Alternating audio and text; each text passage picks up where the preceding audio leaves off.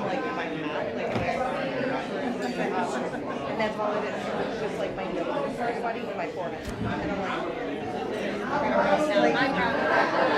Can I take this chair, Mike? yeah. You may.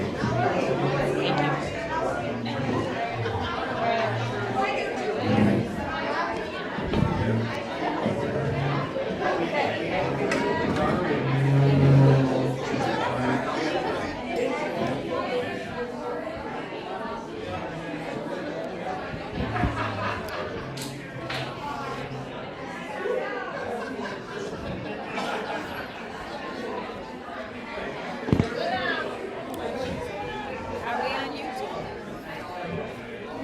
We're live.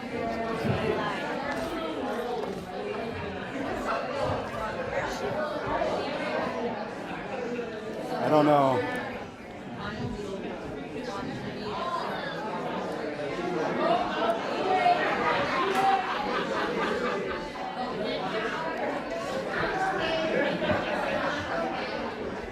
Thank you, whoever that is.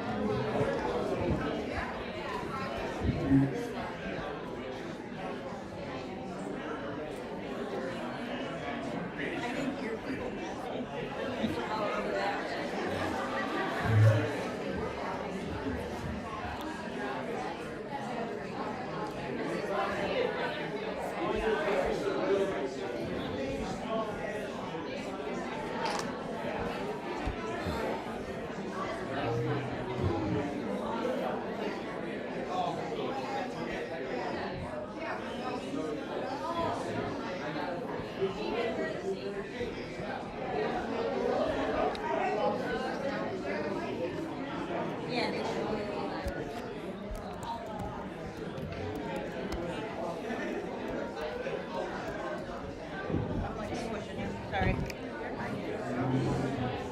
Everybody can take their seat. We can start the meeting.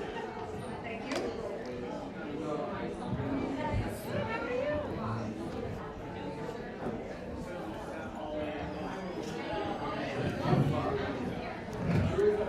So the email she responded with, is the link in there? Yeah, she responded to the link with the meeting in it.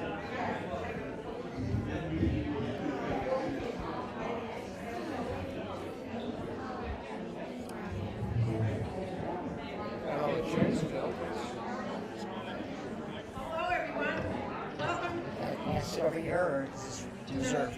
April 15th Ride for Missing Children, our second to last meeting already. I'm sure you've been out enjoying some of this beautiful weather we've been having. Maybe you had a chance to get out also and ride your bike besides training rides, which is a good idea. Tonight, we have a wonderful guest speaker. Her name is Patty Weilerling. She's the mother of Jacob Weilerling, who went missing on October 22nd, 1989 at age 11. When we get her up on the screen, she's going to be speaking to us.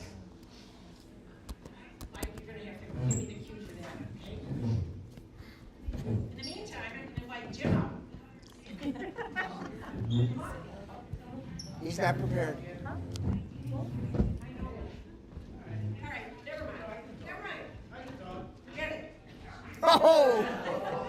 We're going to have words at home. Kathy,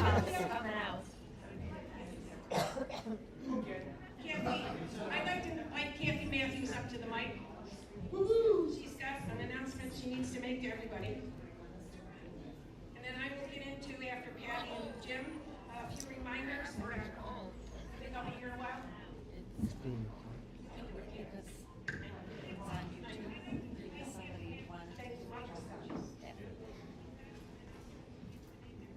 Good evening, everybody. At last week's steering committee meeting, I'm not sure if you know Rose Koval. If not, you will know Rose when you meet her. Hopefully she does come in the next month. But during the meeting last week, I received text after text after text from Rose.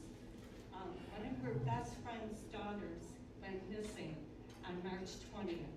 She's 32 years old, married, looking to buy a house and start a family.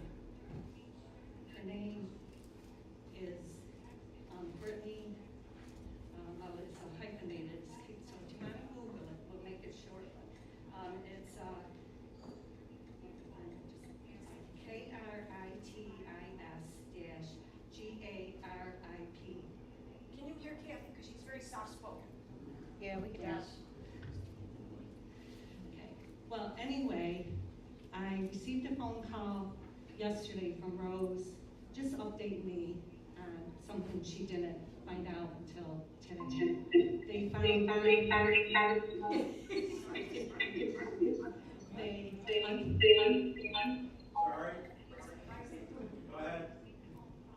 unfortunately, they found Brittany's body in water out in the Long Island region. So I just wanted everybody to know, because if Rose does come on the June ride, joins the families, I just wanted everybody aware, it's not something to go up and ask her, because Rose is Rose and she'll tell you like it is. So just keep that in mind. Yeah, I don't mind. You could go up and talk to Rose and she'll be more than happy to talk to you, but it was her best friend's daughter. And Rose's daughter, Chelsea Colo, has been missing 10 years on May 7th. So right now, Rose is on Hills and Valleys.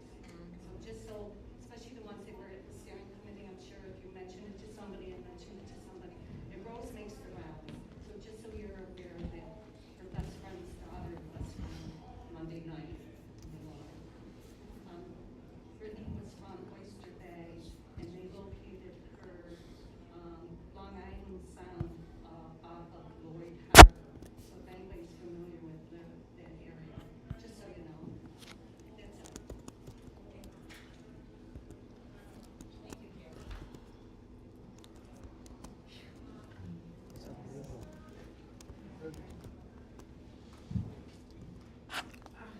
We could all probably bow our heads for a moment of silence over this announcement, if you don't mind.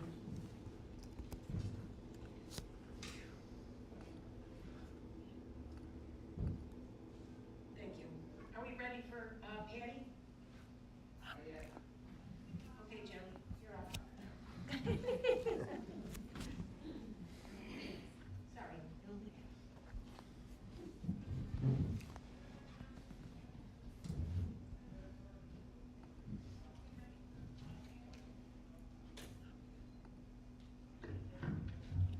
Hear me now?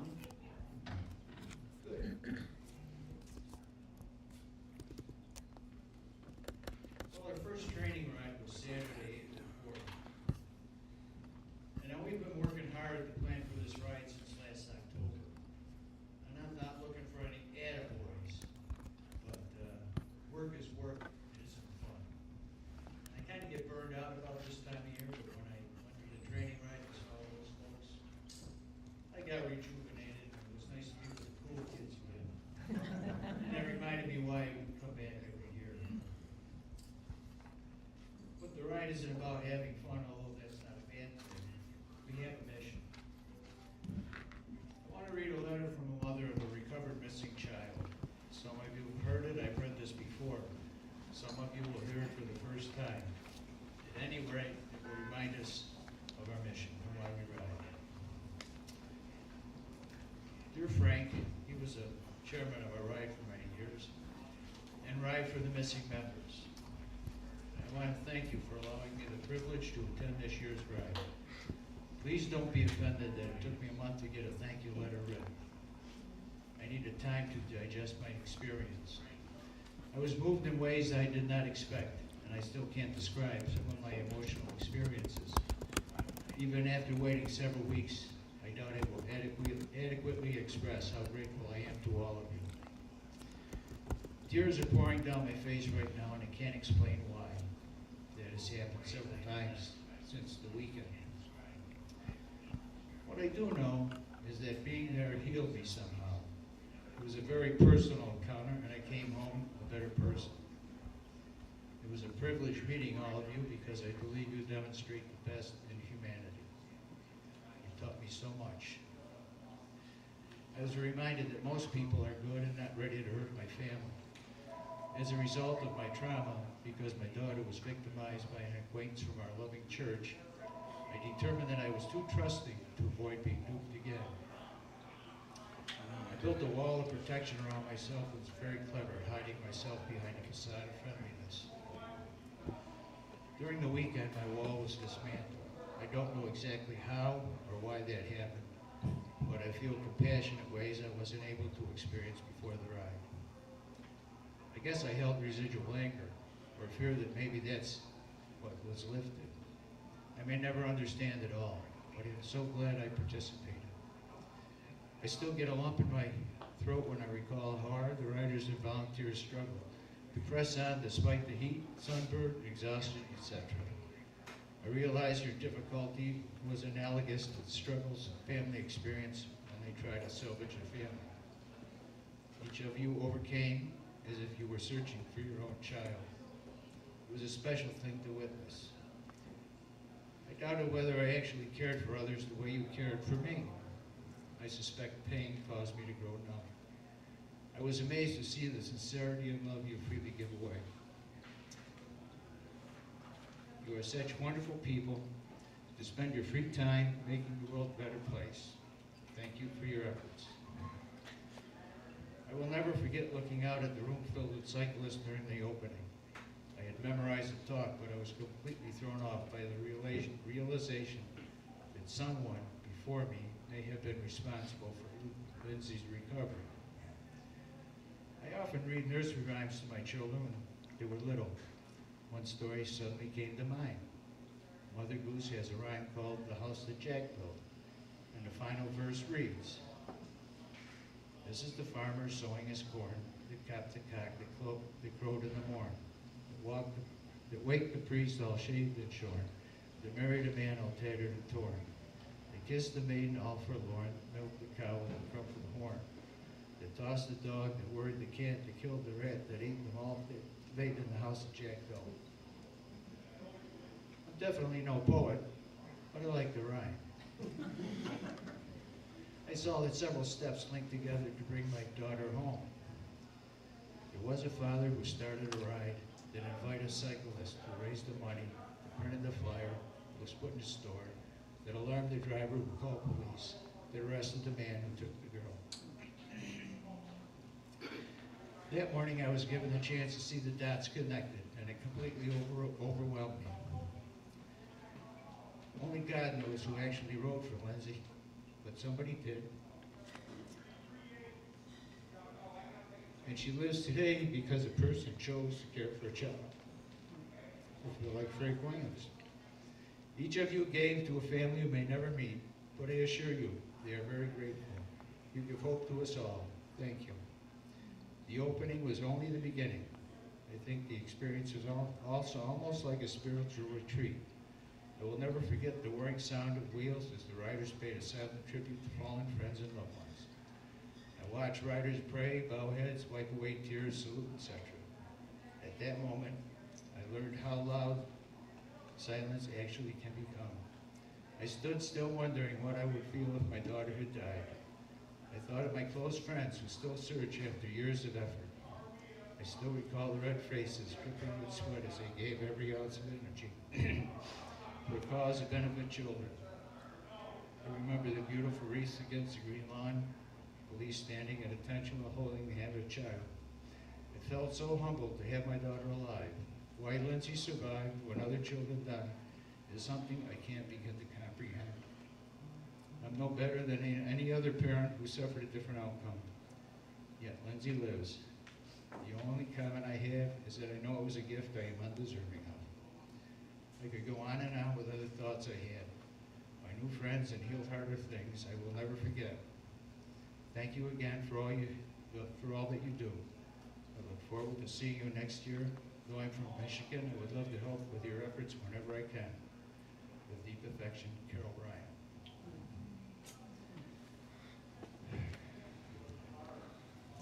So that's our mission.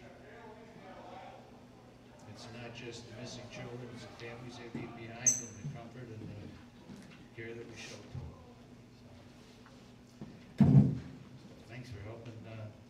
time to help others with their worst experience, and thank you for making our children safer. One child at a time. Thank you, Jim.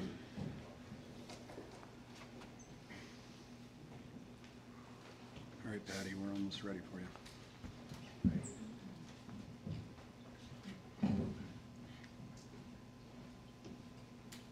Is Patty ready now? She is on. Okay. We got to get the volume turned up and put the meeting on the All right, screen. do we need to turn the lights down a little bit? Turn your mic off.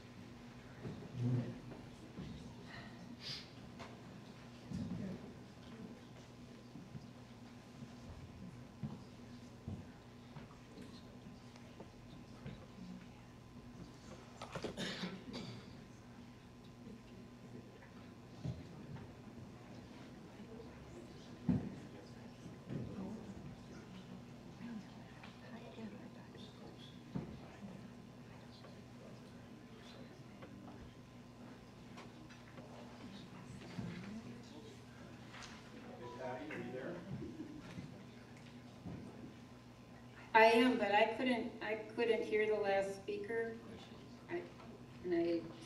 I'm here. Okay, I Do- apologize for that. The audio, you might not hear us directly because we got you going through the PA system and we have to have the microphone off. So we can Okay. hear you loud and clear and we can see you, so. Oh, yeah, do you want to? Because that's not always a good thing. It's all yours, Patty. Okay. Well, I just want to thank everybody who's participating and organizing this ride. I did get to participate a couple times, and I can't even begin to tell you what it means to all of us who've had a missing child. So thank you, thank you, thank you. My story is so long ago that many people who are riding weren't even born yet. So I'm going to give a little bit of detail of what happened here. We live in a small town in Minnesota. At the time, it was October of 1989. There were only about 3,000 people in this small little town. So my husband's a chiropractor, and he basically knew almost everyone. I was the chair of an art festival, and we were having a gathering, and I asked Jacob if he minded babysitting for a couple hours. He was 11, which sounds incredibly young right now, but he was in 6th grade, almost 12, and they were just going to stay home with his younger brother, Trevor, who was 10, and Carmen, who was 8. And Jacob had a friend over, so there are two 12-year-olds minding the shop, as we speak. We went to our friend's house, and I called the kids to give them their phone number. And then later they called back and said, "We're bored. Can we ride our bikes to the store and rent a video?" And I said, "No, it was starting to get dark." And Trevor said, "Well, let me talk to Dad." And he shared the same story. So Jerry said, "It should be okay. Go straight to the store, come straight back." And then they called a third time. I don't know how many of you are parents, but it was the third time we talked to our kids that night. And they said Carmen doesn't want to go with. So they got a babysitter from next door to just come over and stay with Carmen. These are responsible kids. They went to the store, they got a video, and on the way back, they were a half a mile from our house. And there was a man standing in the road with a gun. He told the kids to stop and lie down in the ditch or he would shoot. He asked their ages. Trevor was 10, Aaron 11, Jacob 11, and he told Trevor to run into the woods as fast as he could. He would shoot. He repeated the same words. He looked at Aaron's face and then repeated the same words. And Aaron took off. And as he was leaving, he saw the man grab Jacob's shoulder. But when he caught up to Trevor, and they felt safe enough to turn around and look back, they were gone. The kids ran home and said, "Call 911." And the babysitter first called her dad. I'm sure it took him 20 seconds to run next door, and he called 911, and then he called us. So within 6 minutes, police arrived at this cornfield in the middle of nowhere in this small town area, and it began the largest manhunt that Minnesota has ever known. Ironically, people kept saying, "You are lucky it was witnessed." we didn't feel very lucky at the time, but the response was immediate. We didn't have many of the tools that are out there today. We didn't have the Amber Alert. We didn't even have much use of the internet or social media. Cell phones were these big honking things, and you had a magnet you put on top of the car. We did a fundraising event so all the law enforcement could get a fax machine. So we're talking way back, and I say that only because a lot of people have worked really hard to give families so much more, and it is working. The recovery rate is much higher.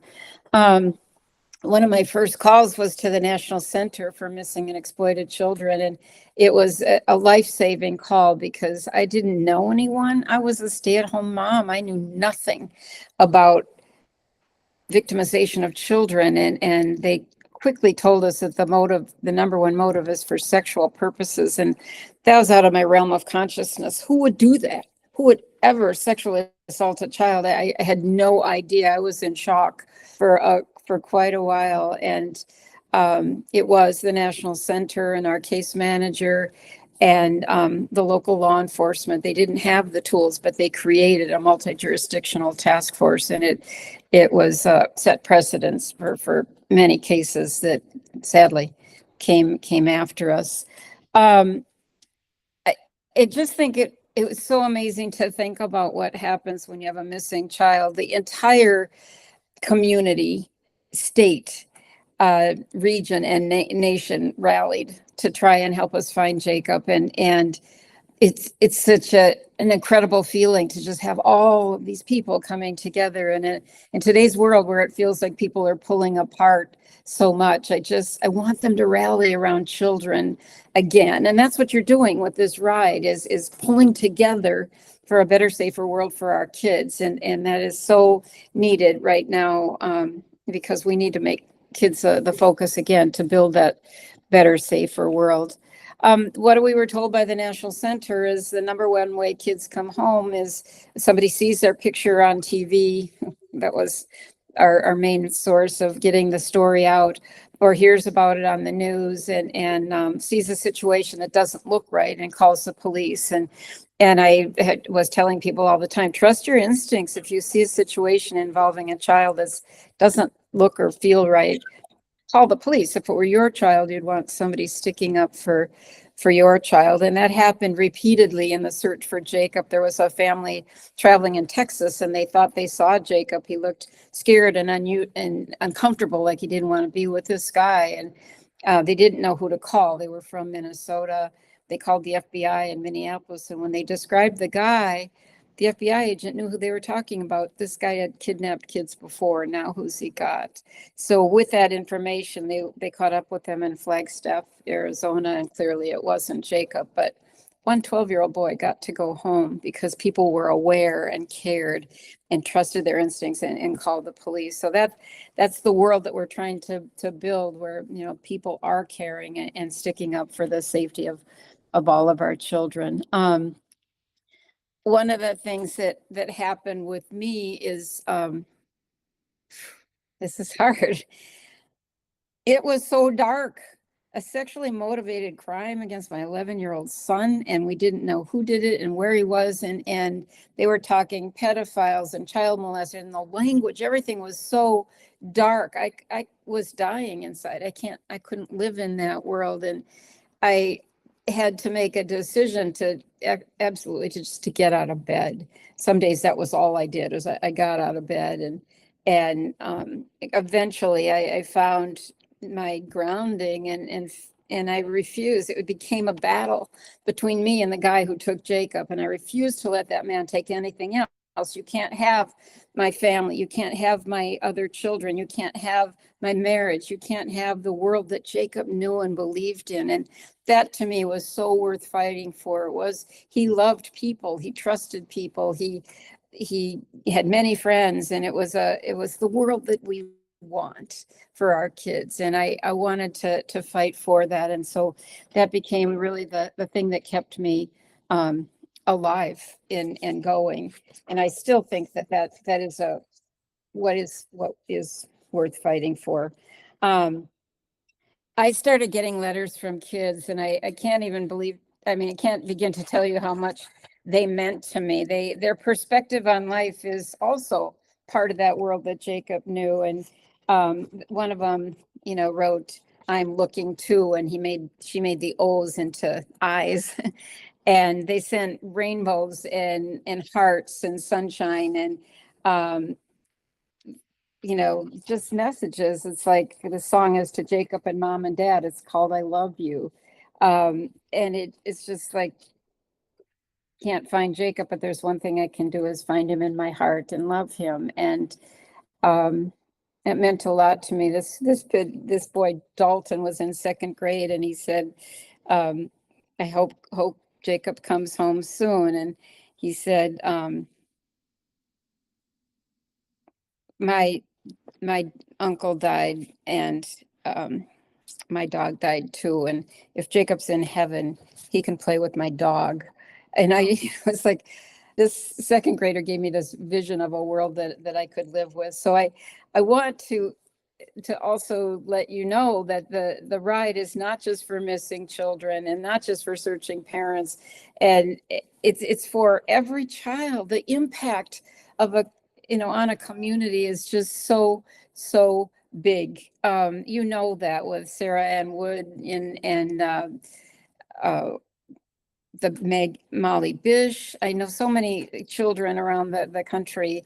And I recently wrote a book about Jacob's story. And so in going out and talking to communities, I've met people, it's like I was 3 years old when Jacob was taken. It impacted my entire life, the way my parents parent, and they changed the playground so it wasn't near the parking lot. And, just story after story of kids that I didn't know. Last week I got a letter from a foreign exchange student who she was from like Hungary, and she was over here when Jacob was taken, then went back home and came back and has always carried his story in her heart. And it just, that's the world that I care about and build. We didn't have a support system. I wanted to talk to another mom, and the National Center was very protective of the cases that they work with. So we managed, a few of us got a federal grant to pull 23 families together and share our stories and become advocates for other searching parents. And from that, we built Team Hope, and it was independent for a while, and now it's a program under the National Center. And I know on their website a few years ago it said that they'd contacted over 110,000 family members over time. It's such a powerful feeling to walk in that room of hopers, believers in the possibilities of finding their child and bringing them home and having the tools to recover from the experience. It's just an incredible program. And that's something that we didn't have, but it's all, I just see you guys pedaling, and it's like, and this is for the other families, and this is for my child. So I love this, love this effort. We had a call once from a young man who said he was Jacob, and it was from the Jacob Javits building in New York. And it was in a secure area where like just employees or certain people could come. So it was heartening. Our FBI agent in Minneapolis, was originally from New York. So he made some calls, and just the networking of people trying to track down that lead. Clearly it wasn't Jacob, but it was heartening for us. I had another call with somebody called my husband, is a chiropractor, and he got a call in his office from somebody claiming to be Jacob, and he was from Mississippi. And honestly, he said he looked like the picture on the National Center website, and his girlfriend thought he looked just like him, and he didn't have any memory of his childhood. And I talked to him and convinced him to go to the the police the following day, or I was going to get him a ride, but he said he'd get there, and he did. And clearly it wasn't Jacob, but this was a sort of a lost child who became became a, what do you call it? The state, under the care of the state, so he could get the support and help that he needed. Along the way, I got to meet another victim of abduction and exploitation. It was this young boy, Jared, who was 12, and he lived 10 miles away from us in a town called Cold Spring. And he was walking home after skating with a bunch of his buddies, and this guy stopped asking for, this family. Do you know where this family lives? And he did, because it was a small town as well. And when he turned to point, the guy pushed him into the car and drove him out to a wooded road, and he was sexually assaulted and then released. He drove him halfway home and let him go. And then he told him, you can tell anybody you want about it, but if they come close to finding me, I'll come back and kill you. So this poor kid, Jared, lived in fear many, many years. That was 10 months before Jacob was kidnapped. So he got investigated or interviewed. They thought he might have more information, and he didn't. He was so disturbed by the intense investigation of him. His family moved to another town called Paynesville. This all ties together because eventually Jared wanted to tell his story. He figured he wasn't the only one. There were rumors of other kids being victimized, and so he shared his story very publicly. And then he knew some of the victims, and he would sit down with them and say, I was a victim of sexual abuse, and I want to tell you my story, and I think you have a story to tell too. And with that, Jared and Joy, who was a blogger, found 13 other victims. And I share this because, when kids don't keep it a secret and come forward, they're brave enough to tell their story.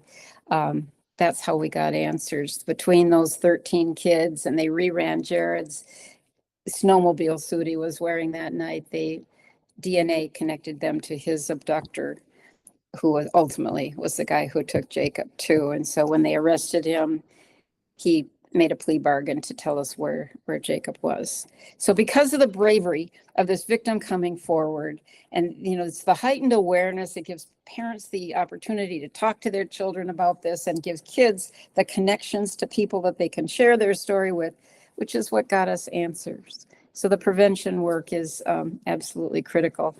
And the last thing I wanted to share was after Jacob was found, once again, it was the kids. There was one of the workers at the National Center had a nephew in Virginia who wanted to put he was wearing his soccer jersey. He wanted to put the number on his cheek for a soccer tournament, and they asked for permission, and Jacob was number 11. And so we thought that was so sweet. He wanted to honor Jacob. And I thought, how awesome to honor him instead of dealing with the horrible way that he had been killed. So our office decided, well, it would be nice if 11 stood for something. And I truly believe this is part of the solution. If we all lived by these 11 attributes and taught our children to do this, we would build a world where we're not growing people who would cause this kind of harm. The 11 things were be fair, be kind, be understanding, be honest, be thankful, be a good sport, be a good friend, be joyful, be generous, be gentle, be positive. I think of these when I go biking. It's like, be fair, because we have a trail, and every time you go a mile, it's like one more. Be honest, be a good sport, and you just keep pedaling. And it's just so important to me that we do not lose sight of the world as it can be. I know I've collected stories of kids who came home. I got to meet Elizabeth Smart's family while that she was missing. I got to meet Elizabeth. J.C. Dugard's mom and I were on TV shows together, and I got to meet J.C., who was returned after like 17 years. And I never ever wanted to have to look Jacob in the eye and say, I got tired, or sort of gave up. As a searching parent, you can't. And we stay alive because of the efforts like what you're doing. You're pedaling for all of us. Every round, you're strengthening our hearts and giving us the courage to go on. Sorry. I wish I could be with you this year, but it doesn't work with my family and end of school year programs and stuff this year, but possibly next year my heart will be pedaling with you on that day, and maybe next year I can join you in person. So I'm happy to answer any questions. I am so grateful for the organizers of this amazing but ride. I wanted to say race, but ride for missing kids. And thank you for keeping the hope alive and keeping people searching everywhere. I think I'm supposed to see if there's any questions.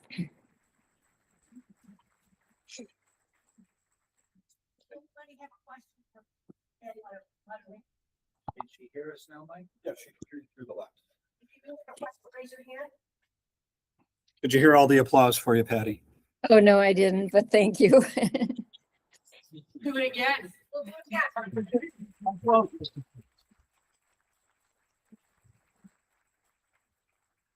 Does anybody have a question for Patty? If you do, can you come up and anybody? We don't have anybody that wants to step forward, it looks like.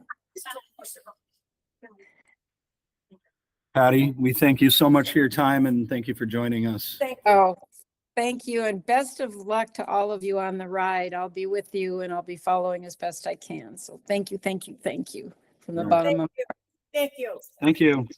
Yep, take care.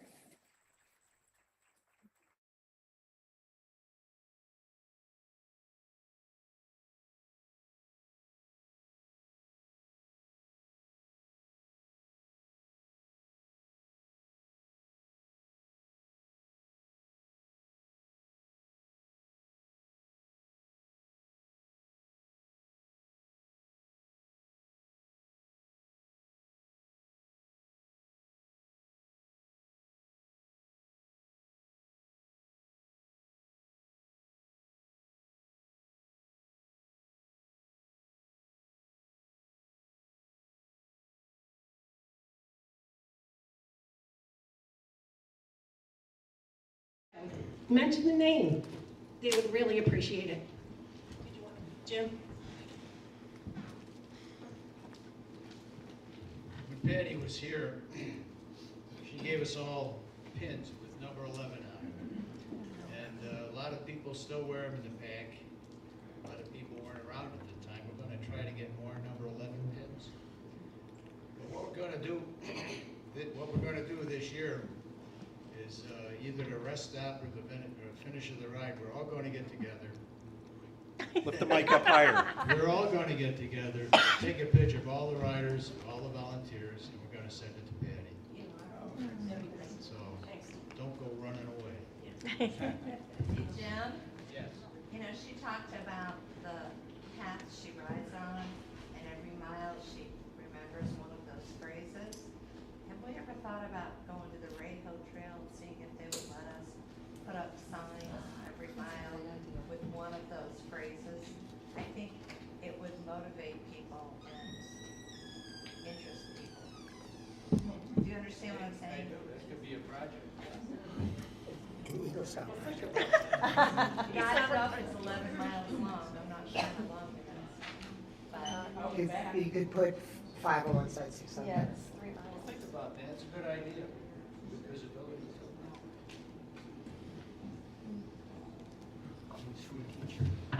Well, now I've got to go through some things.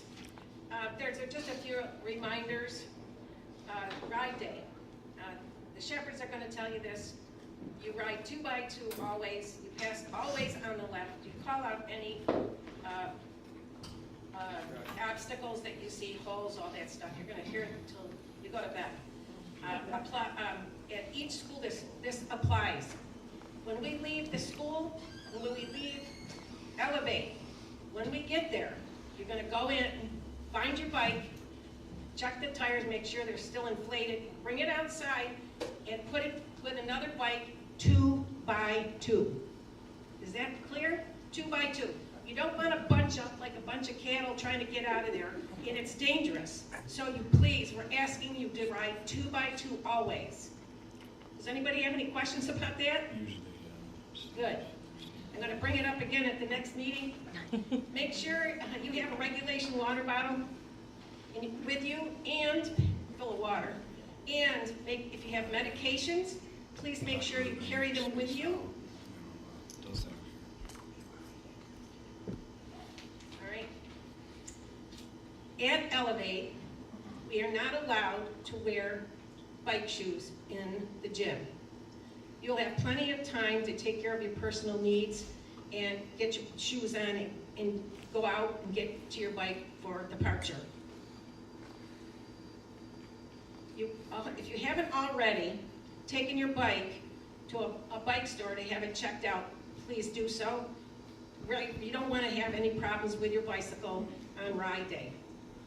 Here's the biggie. How's their fundraising going? How many people in this room have reached their goal? Raise your hand. My goal. Not my goal. $300? Yeah, yeah. Your goal, Over 300. $300. Well, maybe not your goal. It's not my But the minimum goal, Yeah. 300. I'm assuming this is correct. If you are unable and have not met your fundraising goal by ride day, my understanding is you won't be able to ride. So we will collect here at the next meeting and this meeting your donations. And make sure your donation logs are filled out properly, and we cannot accept checks. So please give Cash. I'm sorry, you cannot accept cash. Give me the money. If somebody gives you cash, be happy to take it, and then you can write a check. Put your name on your checks as well. And the donation logs have to be filled out properly. We don't want to do it for you. That's really something you should do. The post-ride dinner will be available shortly after we arrive at the New Hartford Rec Center. Up front here, these young ladies are doing me a favor tonight, and there are tickets available. It's not really a ticket. You pay $10 for each friend or family. Children 12 and under are free. We need a head count by the next meeting, so I can let the restaurant know how much food we need. You can sign up and pay for the families right up here up front. The ferry books are still available. They're $8. 50% of that goes to the ride. MVBC, which is the Mohawk Valley Bicycling Club, the membership applications are up front at the table as well. The Memorial Day Parade, I got the date right this time, is Monday, May 25th.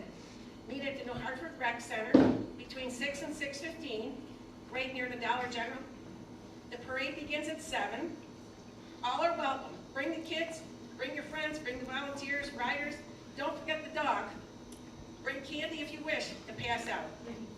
Bring an American flag or the ride flag, please wear it if you don't mind, to show your support. Ride apparel, the ride t-shirt, and ride colors. No bikes for the parade because it's pretty short and it'd be a little dangerous to be riding a bike for a couple of blocks. Now Mike's going to show us a video, right? Okay, if you're ready, I'll just go and I'll finish. Oh, sorry. Oh, sorry, I did forget that. There's sign-ups up here at the front table for the... The first year? I will. Up here at the table for the Memorial Day Parade, and I'd like to invite Ken Knapp up to the mic to tell us about Lynn Hospital.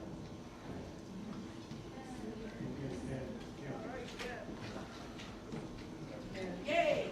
You can do it. Somebody make a donation so we see it live. Oh, I can. Hi, everyone. I approached the Wynn Hospital and they agreed to let us, they were very happy to let us set up the wall of missing children, May 25th for the week through May 29th. So if you're here last month, we had 3 of the sections here. We're going to have pictures printed up. I already got the file all done. Right now there's 235 kids missing in the state of New York. So I've got all those pictures ready. I've got the file ready to go. I'm going to wait, Jim, get the pictures printed to get closer. Like every day the list changes. So I can just alter it day by day by day. But they invited us to put the wall up, so it's gonna be, have you ever seen a 6 10-foot section, no, 60 feet long?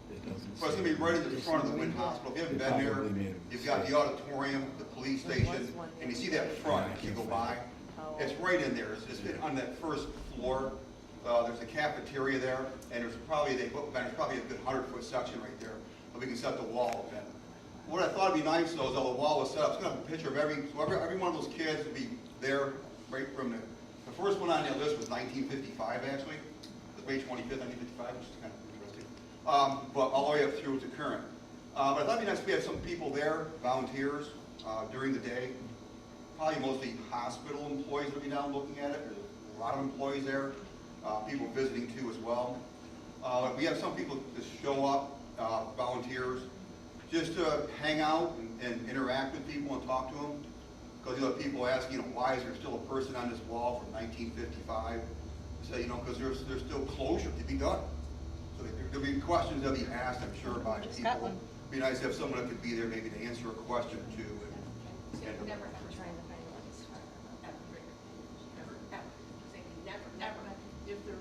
Never ever stop. Looking for ever, never stop. If NECPEC knows about the child, the search for the child never stops, never stops. So whether they've been gone 2 years or, 40, 50, 60, we still look. And we still send posters of some of those because when the center was open, we sent posters of a woman that was abducted when she was like 7 and she was 74, 75 at the time. They were still looking for her. So when we say they never stop, if someone were to ask you, how long, never. Not until they're recovered, either successfully, which means alive, or recovered, deceased. What time would you want volunteers during that week? Probably, the hospital's open 24/7. So I mean, really, most likely, you've got a shift coming in at 6 o'clock, but probably realistically 9 o'clock or, during the day, day hours, 9 to 5. If there's nobody there at that particular time, it's probably fine, but it'd be nice if somebody was there. You want to set up shifts? Would that be an option? Yeah, we can, I'll set up where shifts there. I'm gonna be there Monday. I have to work Monday myself. I already got permission to hang out at the wall all day. Until I get a call, go pick something, I have to go get it and come back, but I'll be there. But so it'd just be nice if we have someone there. Pick May 25th, that's National Missing Children's Day. So it kind of starts on that day, which is Memorial also, but it'll be there all week long.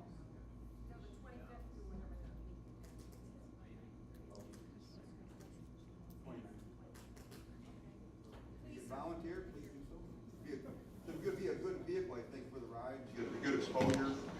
Probably too late to get a ride or two out of it. I think Jim's kind of late, and somebody mentioned something positive, which I work on having something there for donations.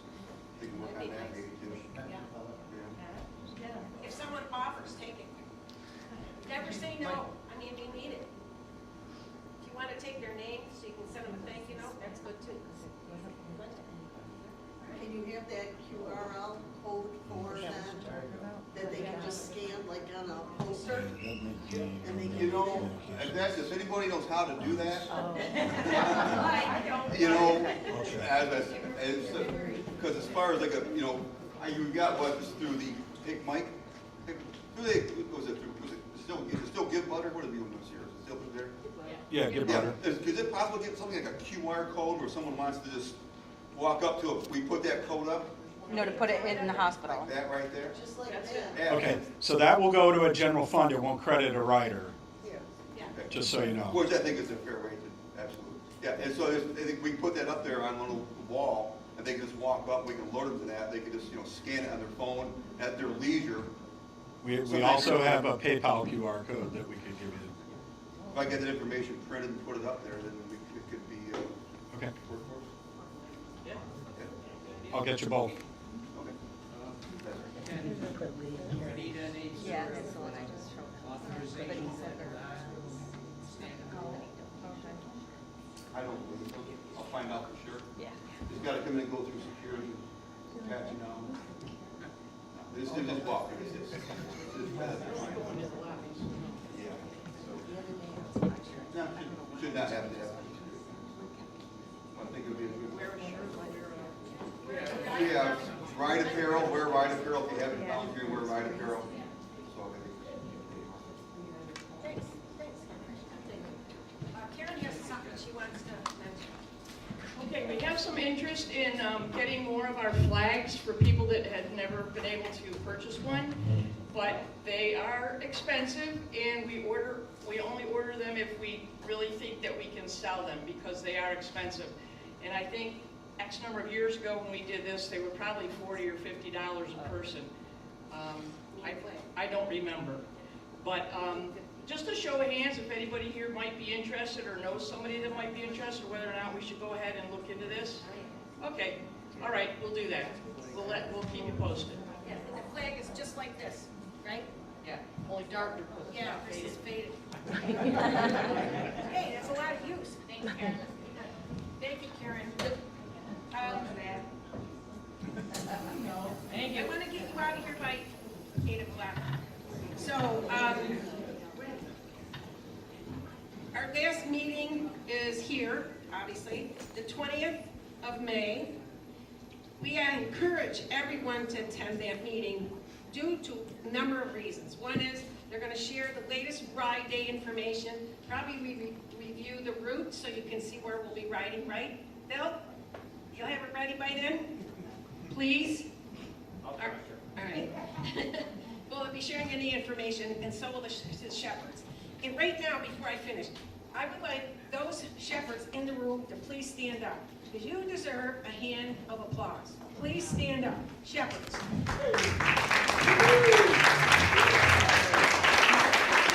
Thank you for riding with us. Thank you for keeping us safe on the road.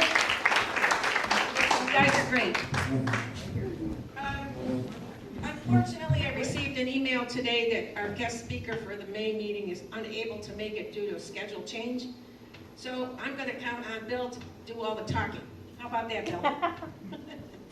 Bag pickup is May 27th here between 5 and 7. Is that correct, Karen? What? May 27th, a week from the last meeting. Yeah, 5 to 7, right? True. All right. You have to have your, am I correct in saying it again? Your donations quota met in order to take your bag, correct? Right. At least $300. Yes. If you're unable to make it for some reason for bag pickup, you can have somebody do it for you. But they're gonna have to sign your bag out so we know it's been taken, okay? Please make every effort to pick your bag up. Are they gonna have it available, Karen, on Friday? Or is this it? I think Diane Fox is part of that, right? Yeah, but they'll be at Sonny's, yeah. Yeah, they'll be at Sonny's afterwards, and on that Saturday. And then, if there are any left, we'll bring the ride day, but we wish you would get them before that. Please, it's not that much of an effort to send someone to pick up your bag. Apparently, it's gonna be at Sonny's if you can't make it to bag pickup here on the 27th. It really would help if you would pass the word too to pick up the bags on bag day, because there's going to be ribbons in the bag again this year for those of you who from the past, and if you're new, the ribbons will be tied to your bike and or possibly your gear bag so that we can, for ease of lining up and gear bag finding. So make sure you get the bag before ride day. Thank you, Karen. Anybody have anything else they'd like to bring up before I conclude the meeting? Okay, my message.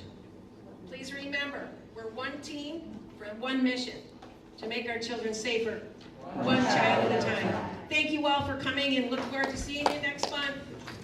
Ride your bike.